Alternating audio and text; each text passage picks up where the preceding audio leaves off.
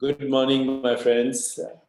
Deepak Chopra here again, and I have a very special guest in our series on talks on spirituality, science, anything to do with consciousness.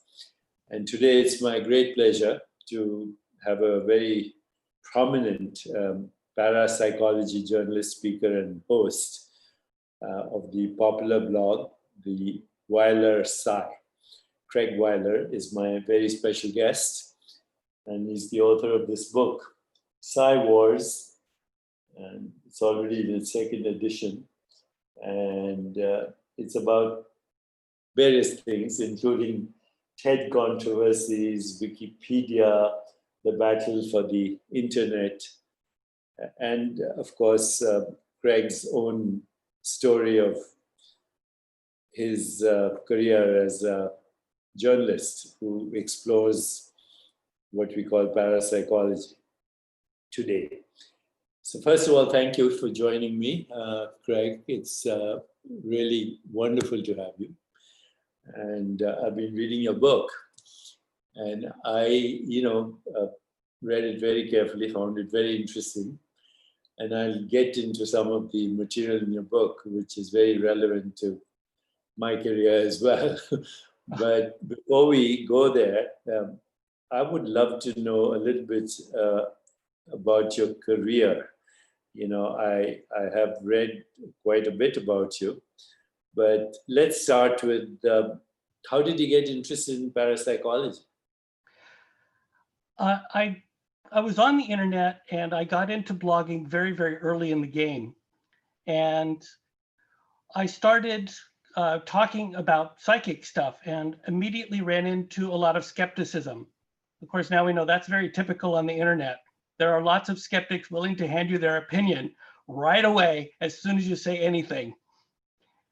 So this led me down the rabbit hole of actually investigating this stuff, because I don't take for granted that people know what they're talking about on the internet for some reason. And what I discovered was that there was a lot more to it. And they started, for example, by bringing up Randi's challenge. So I looked into that and I discovered very quickly that this was a non-starter. Randi's challenge doesn't mean anything scientifically, and using it as an example was mostly arguing from ignorance. And the idea that there was this entire area of science that was completely unknown to me was fascinating. And this was a subject that was of great interest to me. So I kept digging deeper, and I was surprised. I reacted with anger at the fact that this had been withheld, because I'm pretty sure I would have been a parapsychologist had I known about this when I was young. Because certainly the field and the experiments are stuff that I completely get. And I enjoy the heck out of seeing whatever they've come up with. So tell me about a little bit about your foray into parapsychology. Are we talking extrasensory perception? Are we talking about non-local dormant psychic abilities? Are we talking about out-of-body experiences? Share with me a little bit of what you have discovered before we get into the controversies of these skeptics. Sure. I was in the New Age movement back when that was a thing. And I read a lot of books at the time on from various psychics and that kind of information, getting into the whole spiritual aspect of it. I have some psychic ability myself. I think that's pretty typical of people who get into this subject, is they already come into it with quite a bit of intuition. The ability to kind of sense when you look at an experiment, to kind of sense what they're getting at and to know it from your own personal experience really helps. So I taught classes on psychic healing, and I taught classes on psychic ability. And then after a while, once I started learning more about the science, I included a little bit of that. But on a hyper local level, where you're only dealing with people near you, there isn't really a large audience. And when I would hold classes, I'd get maybe 6 people. There wasn't enough to really turn this into something bigger. And what I also discovered over time was that once you start getting into the science, you lose a lot of people. A lot of people are solely interested in the spiritual end of it, and they could care less what the science is. It's an entirely different mindset for them. So it was quite an interesting journey of beginning from starting completely on the spiritual side and then slowly moving into the science. So you said you have some psychic abilities, like what?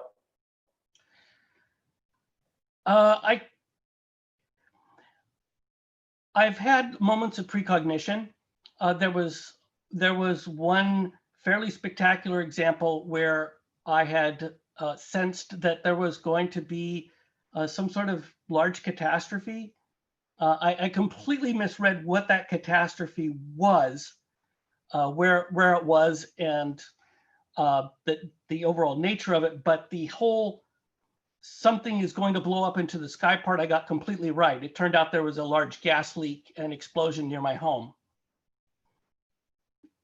And once that happened, it was like, oh, that's what that was.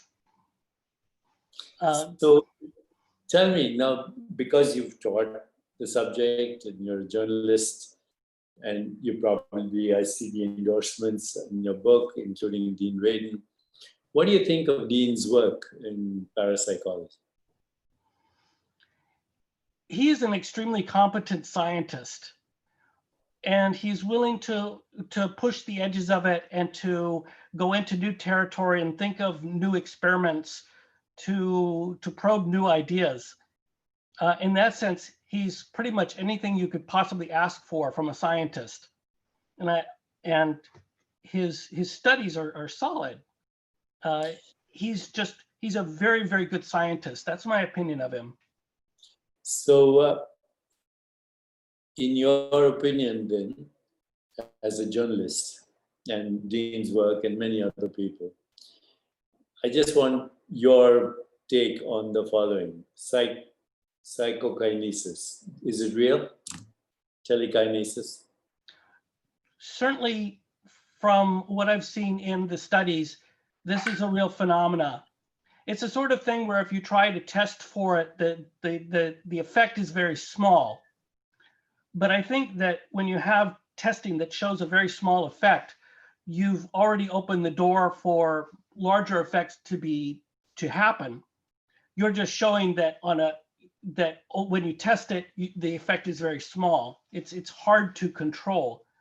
However, I have seen people use these Eggley wheels and have some success with them. It just seems to be, I believe, I have every reason to believe it's real. You know, there's especially these spoon bending that you see people do, where it's really hard to argue with a spoon that bent from somebody who's obviously got nothing to do with magic or anything else. These things are convincing. Yet this friend of yours, now we call him a friend, James Randi, I mean, he said spoon bending is fake. It's not real. And there is evidence some people do employ fake methods to bend spoons. Isn't that true? Yeah, you can be a magician and do that. But what happens when the person who does this obviously has no magician ability and has never pursued it? And that's been documented. I've seen that also, yes. Yeah. What about the near-death out-of-body experiences? There's a lot of literature on that. What's your take on that? I have absolutely no reason to disbelieve this. I know skeptics, they can't stand anything that's anecdotal. Of course, they can't stand anything that's evidence. They can't stand anything at all about parapsychology. So there's no reason to take that viewpoint seriously. But from my perspective, if you get enough people having similar experiences, there's something there. And I've had, these out-of-body and near-death experiences are something that your friends and neighbors may have experienced. And I've certainly had a couple of people that I know personally come forward with these experiences. They would have no reason to lie to me. There's obviously no ego involved. They're not sharing their stories on, somewhere to make money. It's just, their attitude is, hey, this is what happened to me, So, And that's convincing. over the last 25 years or so, I have kind of slowly gotten interested in what we call dormant non-local potentials, including precognition, memories of other lifetimes, prophecy, remote healing, remote viewing, clairaudience. All of that I've seen a lot of evidence for, and I've even seen remissions in chronic illness. But I've always looked for a scientific explanation. And recently, what I've become convinced about, and I'd like your take on this, science, as we now practice it and as we now understand it, is based on the idea that reality is physical, that matter is an ontological primitive of the universe. And science is also based on what some philosophers of science might call naive realism. Naive realism means that the physical world is exactly the way it appears to our five senses, five human senses, never mind the other species. And then even if there was no observer, the physical world would exist exactly in the same way as it appears to the five human senses.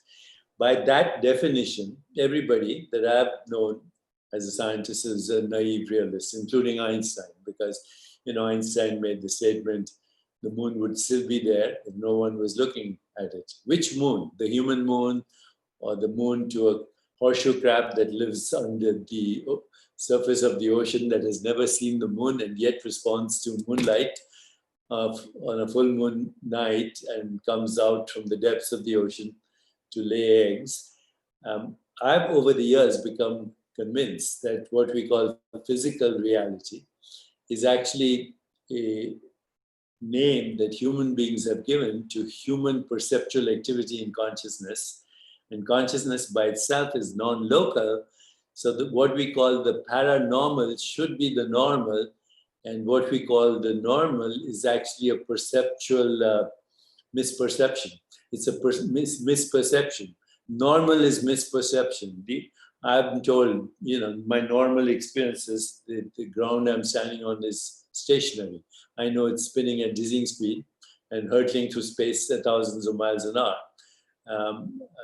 My sensory perception tells me things are solid. You are there, three-dimensional in space and time. But today's science tells me that you're proportionately as void as intergalactic space. So everything that I know from my senses, even the extensions of my senses, is actually false. It's not true. I mean, the fact is that the ground is not stationary. It's spinning at dizzying speeds and hurtling through space at thousands of miles an hour. It is not even solid. And everything we perceive is a narrow bandwidth of perceptual activity, which is not even 1% of either the visual spectrum or the acoustic spectrum. So what we call everyday reality is actually a species-specific hallucination. And the paranormal, which is non-local, is the real reality. Everything is inseparable. Space-time, matter, energy, information, all are in superposition at the level of pure consciousness. So if we have to be skeptic about anything, we have to be really radical skeptics, which means you have to be neuroskeptics. You have to be skeptics about the reality of matter. You have to be skeptics about the validity of naive realism. And so skepticism isn't a bad thing. It's, if you're open-minded, you say, well, maybe science based on reductionism and matter as a ontological primitive has to be revised. The paranormal is the normal, and the normal is a perceptual magical trick. It's a magical lie. What do you think? I absolutely agree on all of this. Everything that I've studied suggests the same thing. We know that the reality that we see can't possibly be the real reality because there's no such thing as red. There is no red photon. There is no, there is no green leaf because a leaf is basically empty space with a field around it.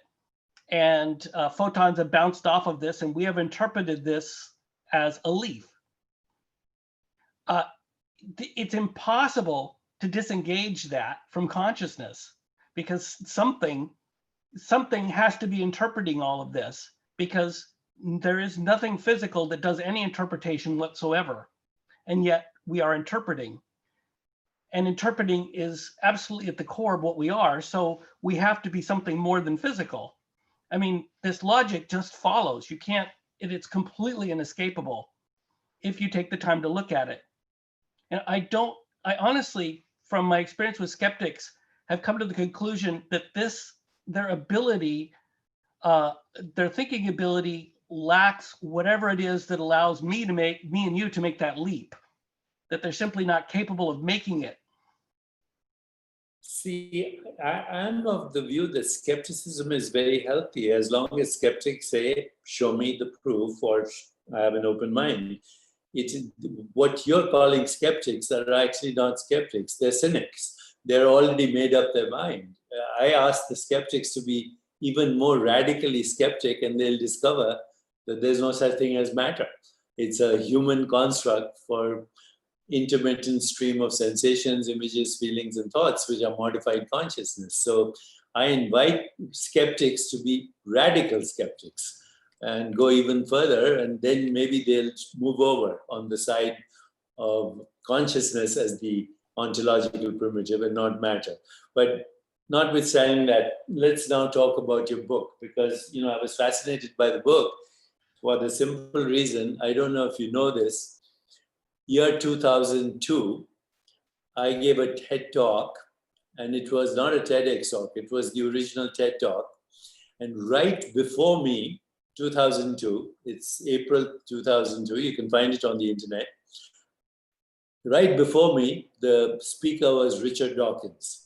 And he had, at that time, he had not written his book, The God Delusion, but he was writing it. And he was very, to put it mildly, he was very arrogant. He was militant. In fact, he said he was a militant atheist. And he even showed a picture of the British pound with the picture of Darwin. And then he showed a picture of the American dollar with this, which said, "In God we trust." And he implied that, Americans are stupid and the British were more sophisticated. And he was very, very, very arrogant. So my talk was immediately afterwards. And I was going to talk on creativity, but I started my talk by saying I feel compelled to respond to Richard Dawkins. And I started my talk by calling him a fundamentalist and a bigot. And there was a huge, alarmed response to that. But at the end of my talk, I got a standing ovation. Mr. Rupert Murdoch was there. The person who started CNN. Who am I talking about? Anyway, there were a lot of luminaries. They came and congratulated me. I got a standing ovation, but next thing I was banned from TED and my talk disappeared. So I didn't even bother about that till I read the Rupert Sheldrake controversy. And then some of that stuff is in your book, but what happened was TED was forced to release my videotape with a big censored mark, banned or whatever, or, negative comments. That since then, there have been 53,000 views. And then this whole thing started with Rupert, who's a very good friend of mine, as you probably know. Mm-hmm. And I believe in everything that he's been talking about and doing his studies for so many years, so many decades with such diligence. And then for TED to ban him, for me, was this organization calls itself an organization that spreads ideas when they're in fact suppressing ideas. Now, having said that, there's some brilliant TED Talks out there that are so amazingly revelatory and actually veer in the direction of what we are calling understanding of deep consciousness, and veer in the direction of maybe one day overthrowing the superstition of materialism.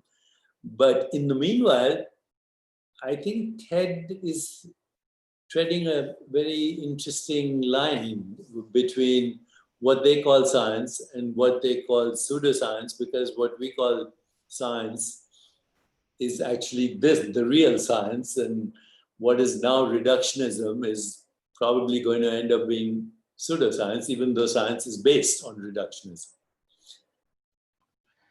That's interesting. An interesting take. The thing with TED you have to realize is that they're all atheists. They have an atheist office. Chris Anderson, the owner of TED, is an atheist, and they follow this atheist materialist skeptic community thing and they've gotten themselves into that skeptical bubble.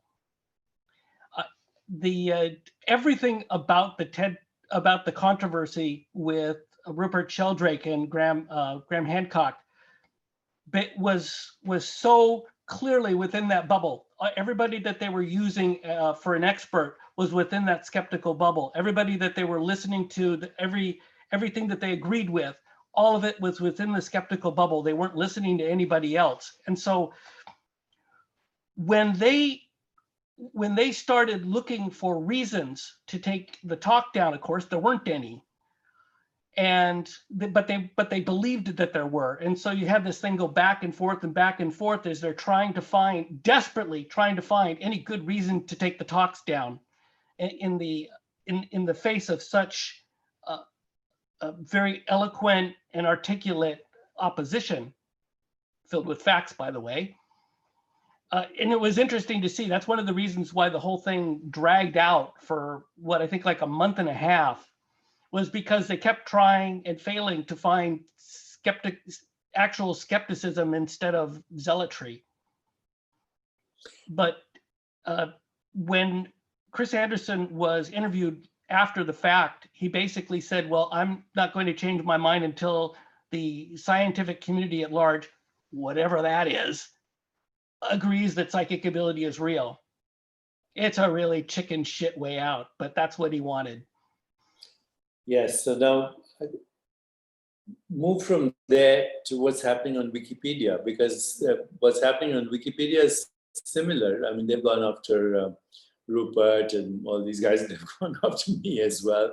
So what's happening at Wikipedia? Wikipedia has been taken over by this atheist skeptic bubble.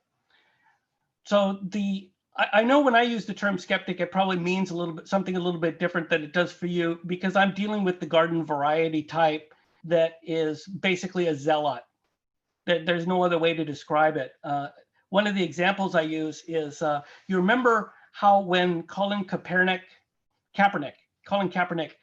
took a knee, there were a whole bunch of conservatives of the radical element that had all these lies to spew about him, just this huge series of lies. And you knew if you tried to engage these people, they weren't going to listen to anything you said. And that's what it's like talking to a lot of these parapsychology skeptics. They're not listening to anything you say. So trying to argue with them is pointless. That's my experience of skeptics for the most part. Maybe 1 in 20 is an actually open-minded person. But my experience in dealing with probably a couple hundred of these people, if not more, over the years, is they have their minds made up. So when you get these people on Wikipedia and they've all joined a group, Wikipedia's structure allows them to create a closed system where only they can edit Wikipedia and they can close everybody out. Wikipedia's organizational system doesn't have an adult in charge. There is no way to appeal to somebody who isn't part of that group. So somebody like, I don't know, Deepak Chopra gets hammered by them. You can't get through. I know you've had people try to help you with that, and I saw some rather ridiculous stuff go on with your particular biography, including them refusing to recognize that you're a medical doctor. They just refuse to put that on the site, even though it's a fact, as much as a fact can be a fact. And they would refuse to have that because that would make you look better. And God knows we couldn't have that. Well, I've weathered it. I've weathered both the TED Controversies and Wikipedia, and it seems like the tide is turning right now in the zeitgeist. People are much more sympathetic to the idea that consciousness is fundamental and that matter is actually a human construct for perceptual activity. So I think I wouldn't get discouraged, and I'll let these guys do what they want, because they're in fact bringing attention to what you're doing and what I'm doing. And that's why I want to congratulate you on this book, which is extraordinarily well written. Callum Cooper, he's a friend of yours, I presume, right? Oh, we've been in touch for a while. He's in England, I'm in California. We can actually meet for a cup of coffee, but we've had a few conversations together. Give him my regards. I really enjoyed his foreword, and I enjoyed very much some of the endorsements. And the book is called TED, Wikipedia, and the Battle for the Internet. That's the subtitle. The book is called Psi Wars, and it addresses some very interesting work on what we today call parapsychology, which I think is real psychology. What we call psychology today is based on perceptual artifacts and tricks. Nevertheless, if you want to know more about psychic phenomena and how scientists are addressing it and how skeptics are attacking it, then this is a very good book to read. Any last words, Craig? What is your hope? The book is already in its second edition. People are reading it. You're getting good responses. Have you heard anything from either Chris Anderson at TED or any response from Jimmy Wales at Wikipedia? Or they think we're not significant enough? We are significant enough only to attack, but not to respond to. A hallmark of the skepticism that I've seen is ignorance. They simply, they don't know anything about the subject. They haven't done any research. They just have really strong opinions about the stuff. I'm sure you've encountered that yourself. Arrogance is a large part of it. If I had a message for everybody else, it would be this.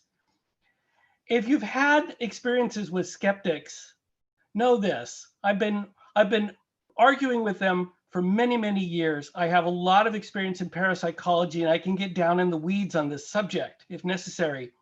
My experience with these people is they don't know what they're talking about. They're really ignorant of the subject.